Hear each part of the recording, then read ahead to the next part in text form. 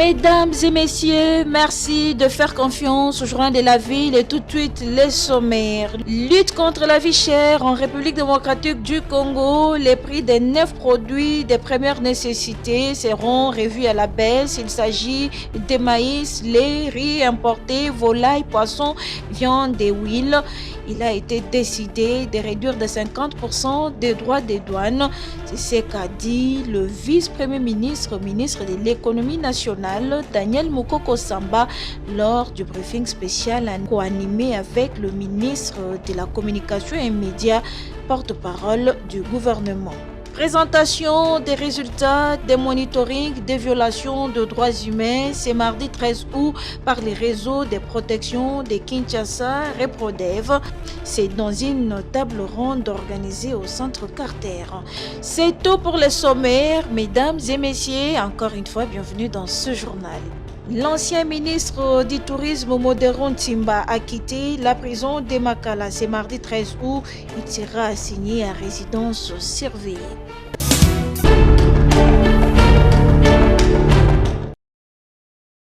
Après les échanges téléphoniques en début du mois avec ses homologues congolais et rwandais, vint le déplacement en personne. Joao Lorenzo, président de la République d'Angola, médiateur désigné par l'Union africaine pour le retour de la paix dans l'est de la RDC, arrivé à Kinshasa en début d'après-midi de ce lundi 12 août 2024, a été chaleureusement accueilli au perron de la cité de l'Union africaine par le chef de l'État congolais Félix Antoine Tshisekedi Tshilombo. Chaude poignée de main, Félix Tshisekedi et Joao Lorenzo se sont retirés pour un tête-à-tête à huis clos d'une quarantaine de minutes, suivi juste après d'une séance de travail en bilatéral élargie à leurs collaborateurs respectifs. Un tour d'horizon de points d'intérêt mutuels tant au niveau régional qu'international a été fait. Le président Tshisekedi a vivement salué les efforts déployés par son homologue angolais dans la conduite du processus de Luanda, mission lui confiée. C'est en tout cas ce qui ressort de la conférence de presse co-animée juste après par la ministre des Affaires étrangères de la RDC et celui de l'Angola. Thérèse Kaikwamba a fait savoir par ailleurs que les deux dirigeants ont fait appel au respect du cessez-le-feu entre toutes les parties belligérantes sous la supervision du mécanisme renforcé des vérifications ad hoc tel que décidé lors de la réunion ministérielle du 30 juillet 2024 à Luanda. La situation sur le terrain, encore une fois, je voudrais réitérer que les deux chefs de l'État ont salué l'entrée en vigueur du cessez-le-feu à partir du 4 août à minuit. Et sauf quelques petites exceptions, évidemment qui ne sont pas passées inaperçues, nous sommes quand même dans une dynamique encourageante dans laquelle le cessez-le-feu est largement observé. Donc nous maintenons cette dynamique positive, encore une fois, parce que nous réitérons que le cessez-le-feu va créer les conditions propices pour que nous puissions nous attaquer sur les questions de fond. Donc la République démocratique du Congo reste engagée à ce que ce cessez-le-feu soit observé, et cela partout. Kinshasa et Luanda ont en outre salué l'adoption de la résolution 2746 par le Conseil de sécurité des Nations Unies, autorisant le soutien de la MONUSCO à la force SAMI RDC et exhorte encore tous les partenaires à s'impliquer davantage pour le rétablissement définitif de la paix dans la partie orientale. Et au terme de sa visite de travail de quelques heures, Joao Lorenzo a remercié son homologue congolais pour l'accueil et lui a adressé une invitation à effectuer une visite de travail à Luanda dans le prochain jour.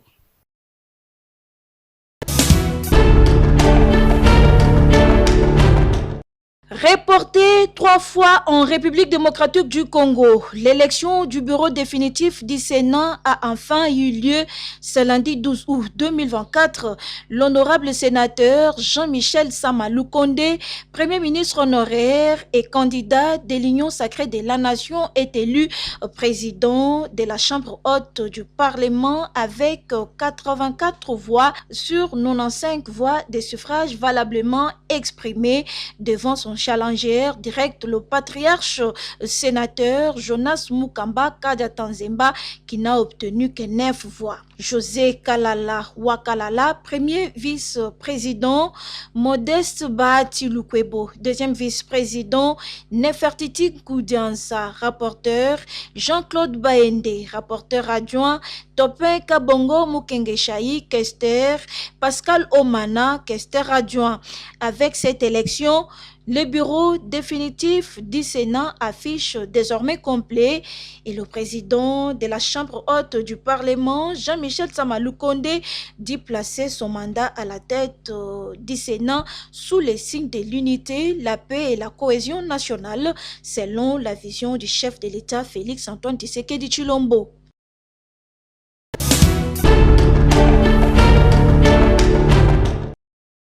Les mesures contre la vie chère en République démocratique du Congo au centre du briefing spécial ce lundi 12 août 2024 animé par le vice-premier ministre de l'économie nationale Daniel Mukoko Samba et le ministre de la communication et médias, porte-parole du gouvernement Patrick Muyaya Katembwe.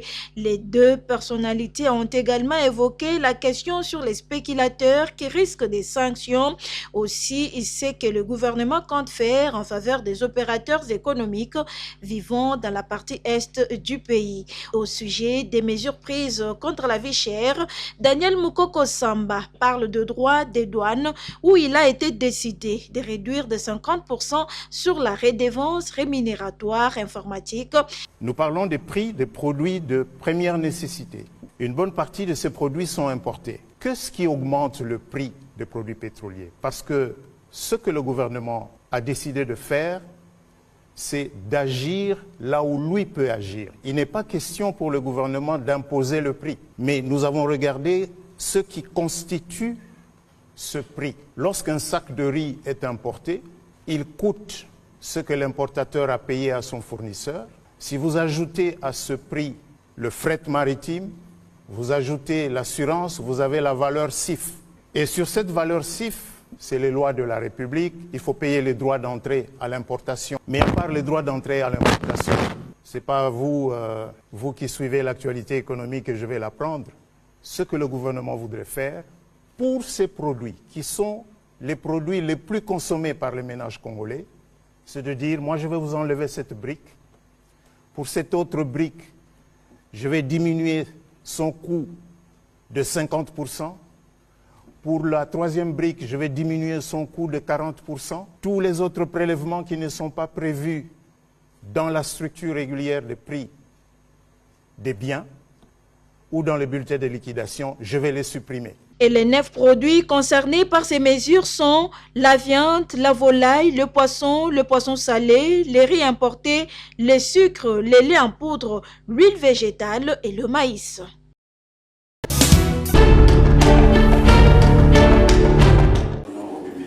Plusieurs cas de violations contre les défenseurs des droits de l'homme présentés ce mardi 13 août dans une table ronde organisée par les réseaux de protection de Kinshasa, Reprodev, avec l'appui du Centre Carter. Thème retenu, la présentation des résultats de monitoring des violations des droits humains sans les provinces de mise en œuvre du projet. Présents à ces assises, les autorités gouvernementales, la police, le BCNUDH, le CNDH, le Centre Carter ainsi que les membres de la société civile.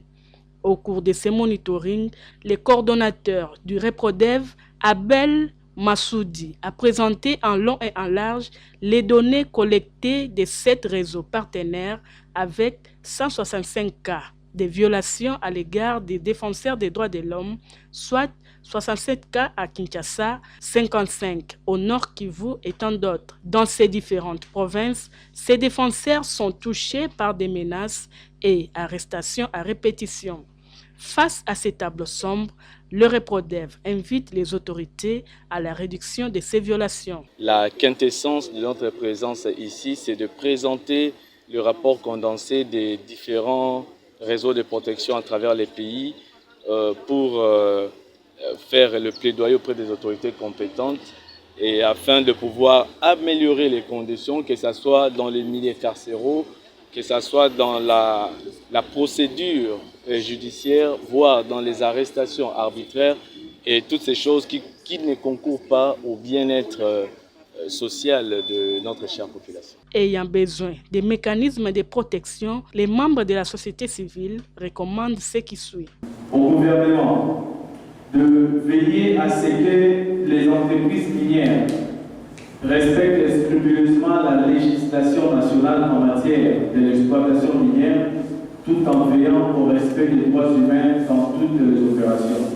De prendre des mesures contraignantes à l'endroit des entreprises non respectueuses des droits humains, allant jusqu'à retirer les permis d'exploitation pour ainsi lutter contre les violations des droits humains. De veiller à la sécurité et à la protection des défenseurs des droits de l'homme dans les provinces conformément à la loi numéro 23/027. Tout au long de ces assises, les membres de la société civile ont sollicité l'applicabilité de la loi 23/027 du 15 juin 2023 relative à la protection des droits de l'homme, la signature d'un acte d'engagement entre les autorités présentes et la société civile a clôturé ces assises.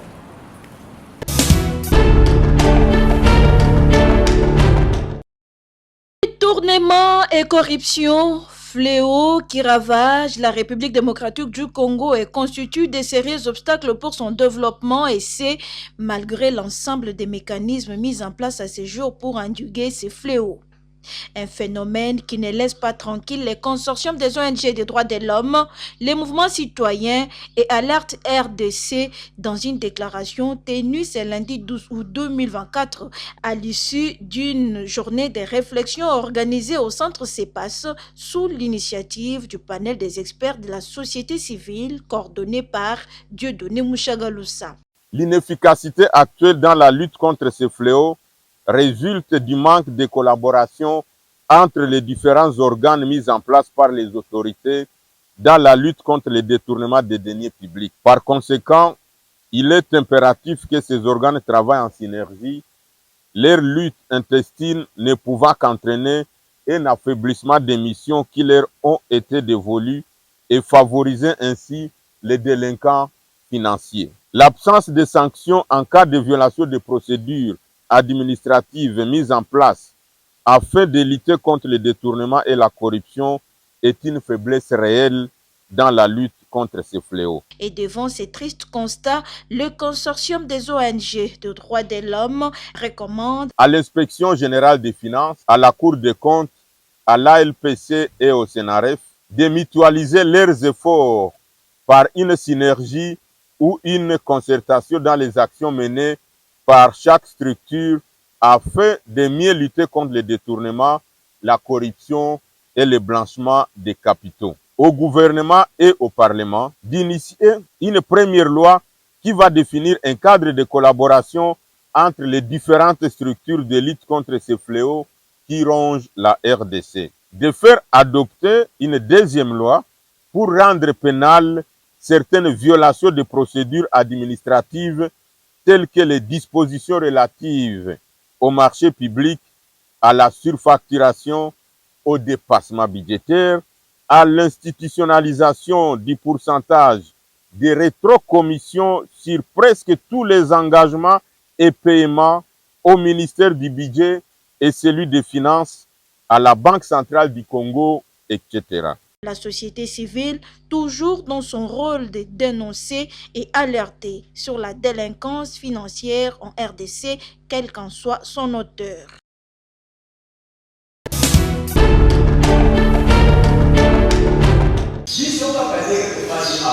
Le changement du comportement et attitude, thème développé dans un carrefour des communications organisé ce samedi 10 août 2024 par la Ligue de femmes pour le développement et l'éducation à la démocratie (LIFDED) en faveur des femmes et jeunes de Massina, Ndjili et Kimanseke. Cadre choisi, la salle polyvalente lycée Sainte-Germaine d'Ndjili. C'est pour amener les femmes et les jeunes de la Tchangou à promouvoir les bonnes valeurs, travailler et servir les pays avec conscience que la Ligue de femmes pour le développement et l'éducation à la démocratie a organisé ces carrefours de communication sur les changements de comportement et l'attitude. Thème qui éthique les participants et les pousse à appeler au changement du comportement. Ce qui au PCP baninga promesse au réalisé te ezali pe na comportement ya malamu te. Comme to sengi changement ya comportement, donc promesse au bapesa kibiso na fichier électoral to monaki ba programme nyonso ezalaki na ba élection ya ba bourgmestre. mais na ngonga oyo ti sikoyo ba bourgmestre ba voter bango nanu te toza na posa pe élection ya ba bourgmestre et salema. Nous devons travailler avec la conscience. Bosser la mboka oyo na conscience na ba décision oyo bozwa ki que ce qui toke na parlement. Avec la conscience, l'homme se rend témoignage à lui-même et distingue les biens et les mal, poursuit les participants. Un bon citoyen, c'est celui qui est conscient, c'est celui qui est promoteur des valeurs positives. Nous devons cultiver des valeurs parce que les politiciens que nous voyons aujourd'hui viennent des familles. Et pour la Ligue de femmes pour le développement et l'éducation à la démocratie que dirige Grâce Lula en bas, le changement du comportement doit commencer par nous-mêmes. Chaque citoyen là où il se trouve, il a cette responsabilité de changer d'abord son comportement avant d'espérer un changement dans l'avenir. Alors il était aussi question que la population qui nous regarde ne peut pas toujours être cantonnée en train d'attendre auprès des autorités quoi que ce soit, sans vous dire que lui-même il avait une part de responsabilité. Et une population qui est responsable, qui fait un choix responsable, a ce pouvoir de diriger et de contrôler ceux qui lèguent le pouvoir. Ces carrefours des communications sur les changements du comportement et attitudes organisés à ce jour par la LIFDED est rendu possible grâce au projet Appui à la promotion du leadership féminin et à la participation politique de femmes de Kinshasa Tchango aux élections de 2023, projet appuyé par NED.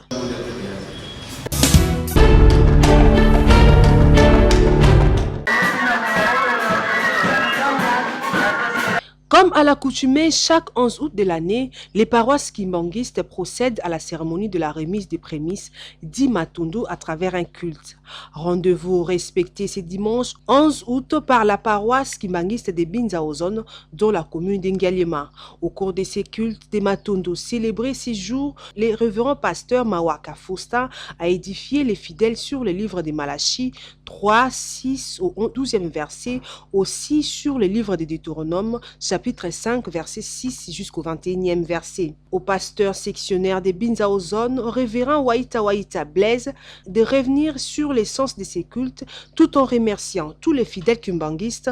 Aussi, il a lancé un message aux fidèles concernant la journée du 12 octobre qui est une date inoubliable pour tout fidèle kumbanguiste. Les cellules de cette paroisse ont remis un lot important de carreaux pour la construction de cette église. L'objectif de ces cultes était la prémisse, donc la remise de ce que nous appelons à l'église kimbanguiste les Matondo.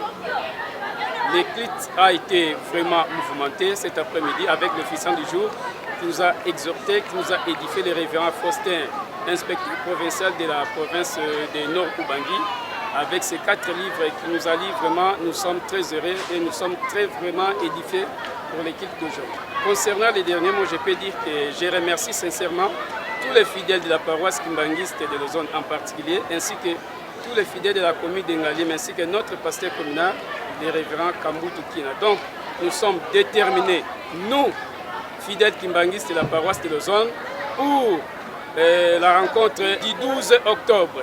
Donc, le 12 octobre prochain, Kamba Nouvelle de Jérusalem, nous devons travailler durement. Nous avons vécu également un scénario extraordinaire en Kamba Nouvelle-Jérusalem en date du 6 avril dernier où notre cellule de Ozone, a été publicitée meilleure cellule dans le monde. Dans l'édition du 8 juillet, telle que vous avez vécu cet après-midi, toutes les coupes qu'on a ramassées en Kamba Nouvelle-Jérusalem, presque toutes nos cellules ont remporté la victoire. Culte clôturé par le rythme des Fliki, section Binzaozone.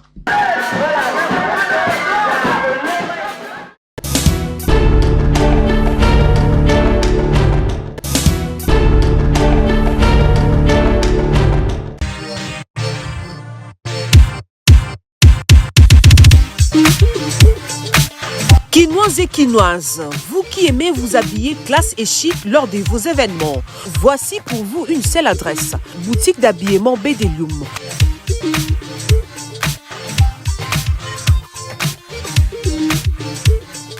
Avec ses plus de 20 ans d'expérience dans les domaines vestimentaires, vous trouverez chez Bedelium des vêtements et collections de haute gamme à un prix très abordable nulle part ailleurs.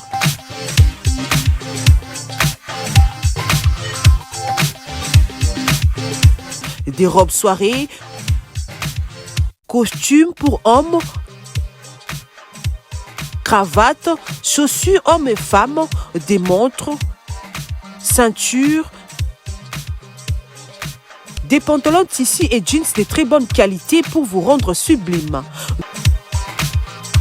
Nous sommes aussi dans la parfumerie. Nous vous offrons de parfums de marque pour vous sentir bon. Notre adresse, trouvez-nous sur l'avenue des Écuries numéro 3 à Kitambo Magasin, référence Kin Marché et Hôtel Malébo. Chez Bedeloum, bon chic, bon genre.